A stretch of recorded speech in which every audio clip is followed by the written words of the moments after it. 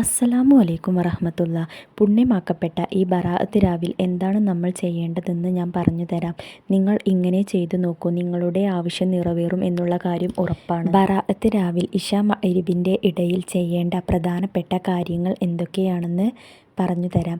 1. 3 തവണ സൂറത്തുൽ യാസീൻ പാരായണം ചെയ്യുക. ദീർഘായുസ്സിന് വേണ്ടി ഒരു യാസീൻ പാരായണം ചെയ്യുക. റിസ്കിലെ വിശാലതയ്ക്ക് വേണ്ടി ഒരു യാസീൻ പാരായണം ചെയ്യുക. 3-മത്തേത് നല്ല മരണം ലഭിക്കാൻ വേണ്ടി ഒരു യാസീൻ പാരായണം ചെയ്യുക. ഇശാ മഗ്‌രിബിൻ്റെ ഇടയിൽ ചെയ്യേണ്ട 2-മത്തെ കാര്യം ദുഹാൻ സൂറത്ത് മുഴുവനായും പാരായണം ചെയ്യുക. 3-മത്തെ കാര്യം താഴെ കാണുന്ന ദിക്ർ 70 പ്രാവശ്യം ചൊല്ലുക. ഇശാ മഗ്‌രിബിൻ്റെ ഇടയിൽ ചെയ്യേണ്ട 4-മത്തെ കാര്യം താഴെ കാണുന്ന ദിക്ർ 100 തവണ ചൊല്ലുക. യാ ഹയ്യും യാ ഖയ്യൂം ബിറഹ്മതിക അസ്തഈസ്. നിങ്ങൾ നല്ല മനസ്സോടുകൂടി ഇതെല്ലാം ചെയ്തു നോക്കൂ. നിങ്ങളുടെ ഏതൊരാവശ്യവും അല്ലാഹു തആല സാധിച്ചു തരുന്നതാണ്. അതുപോലെ തന്നെ ശഅബാൻ 15ൻ്റെ പകൽ നോമ്പ് അനുഷ്ഠിക്കൽ വളരെ പ്രതിഫലമുള്ള ഒരു അമലാണ്.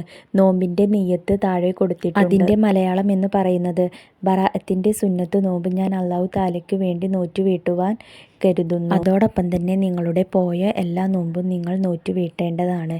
ഇതിൻ്റെ കൂടെ അതും കൂടി നിയ്യത്ത് വെച്ച് ചെയ്താൽ മതി. ബറാഅത്തിൻ്റെ ബറക്കത്ത് കൊണ്ട് നമ്മുടെ എല്ലാ പാപങ്ങളും അല്ലാഹു തആല പുറത്തു തരട്ടെ. നമ്മുടെ എല്ലാ ആവശ്യങ്ങളും അല്ലാഹു തആല നിറവേറ്റി തരട്ടെ. ആമീൻ. ഇതുപോലുള്ള ഉപകാരപ്പെട്ട വീഡിയോസുമായി ഞാൻ ഇനിയും വരാം. അസ്സലാമു അലൈക്കും വറഹ്മത്തുള്ളാഹി.